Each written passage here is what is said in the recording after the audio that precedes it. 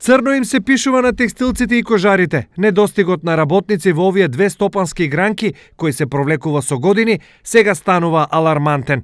Причина за ова има повеќе. Незадоволството на работниците и состојбите во текстилството и кожарството можеби најдобро ги оценува ова анкета направена во Делчево. Дел од одговорите се следни.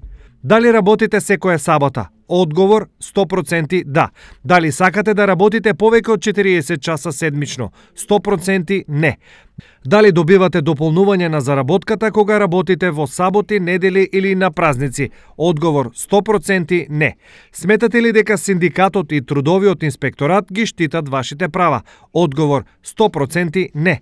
Доколку ви се врши мобинг на работното место, дали истиот би го пријавиле? Одговор 4% да, 96% не. Ова се одговорите на делчевските текстилни работници. Какво е мислењето за работата во текстилната и кожарската индустрија во Штип, градот кој е текстилен центар во државата? Шта би плати, шо ќе? Текстилството е малтретирање најголемо на светот.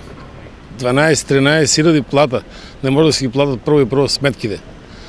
Текстилството е тешка работа, не е лесна.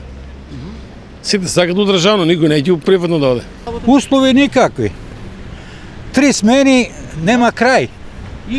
И на крајот здравието отиде, а пари нема. Оти не работат овие што се буџеваните, некит никој конфекција.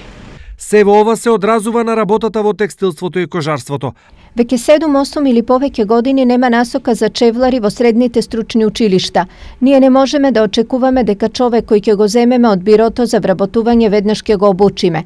Ако вака продолжи, ќе мора да се затворат многу фирми или ќе бидат семејни, ќе работат само неколку луѓе. Работа имаме, но нема со кого да работиме. Кај мој колега во фирма, најмладата работничка има 55 или 56 години. Повеќето работници се над 50 години. Информира Лидија Милановска од Сдруженијето на чевлари. За состојбите во овие две гранки да се подобрат, неопходна е добра волја и од газдите и од државата. Финансии за да се обезбедат средства за одредени проекти, образованието е во делот на промената на образовната програма и создавање на љубов кон производството уште од мали нозе, труд и социјала во делот на правење некој баланс помеѓу социјалната помош и на некој начин индиректното принуда за прифаќање на работа во производство и нормално ние како работодавци обезбедување на работа. Текстилната и кожарската индустрија заедно вработуваат околу 46.000 луѓе, што представува 7,5% од вкупниот број на вработени во државата. Од нив 38.000 се во текстилната, а околу 8.000 во кожарската индустрија.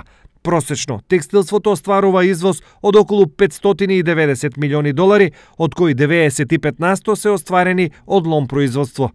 Двете гранки бележат раст на производството, но ова малку значи, ако порачките и зголемениот обем на работа, нема кој да го сработи.